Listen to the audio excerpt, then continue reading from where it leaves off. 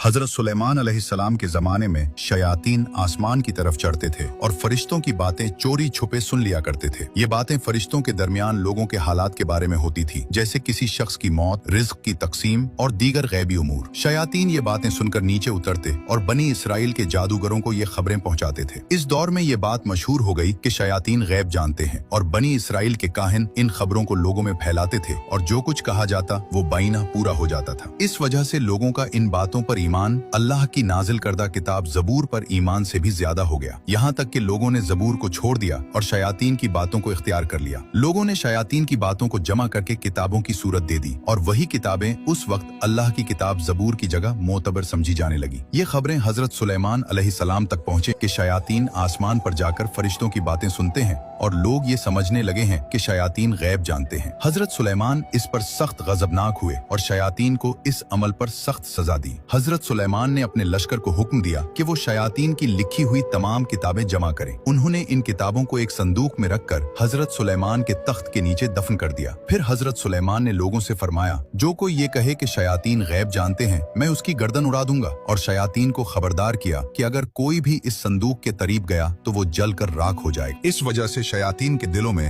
हजरत सुलेमान के खिलाफ शदीद बुग़्ज़, हसद और गुस्सा पैदा हो गया, क्योंकि अल्लाह ने हजरत सुलेमान को एक अजीम राज और ताकत अता फरमाई थी, जिससे वो जिन्नात और शयातीन को मुसख्खर करते, उन पर हुकूमत करते और उन्हें सजा देते थे। शयातीन हजरत सुलेमान की इताअत तो करते थे, मगर उनकी नबूवत पर ईमान नहीं रखते थे। वो सिर्फ इस खौफ से इताअत करते थे कि हजरत सुलेमान उन्हें कैद या अजाब दे सकते हैं। वक्त गुजरता गया, लोग और काहिन शयातीन की बातें भूलते चले गए, यहाँ तक कि हजरत सुलेमान का विसाल हो गया। उनके इंतकाल के कई साल बाद और नस्लों के बदलने के साथ वो उलमा भी कम होते गए जो जानते थे कि किताबें तख्त के नीचे दफन हैं। एक दिन बनी इसराइल के एक गिरोह के पास एक अजनबी शख्स आया जो दर हकीकत इंसान की शक्ल में एक शैतान था। उसने कहा, मेरे पास तुम्हारे लिए एक अजीम खजाना है, अगर तुम उसे हासिल कर लो तो दुनिया के सबसे ताकतवर लोग बन जाओगे। बनी इसराइल ने जवाब दिया, ये कैसा खजाना है जिसकी बात कर रहा है? शैतान मुस्कुराया और बोला, सुलेमान कोई नबी नहीं था बल्कि एक जादूगर था। वो जादू के जरिए तुम्हें धोखा देता था और उसे मोजज़ा बनाकर पेश करता था। लोग उसकी बातें गौर से सुनने लगे और पूछा,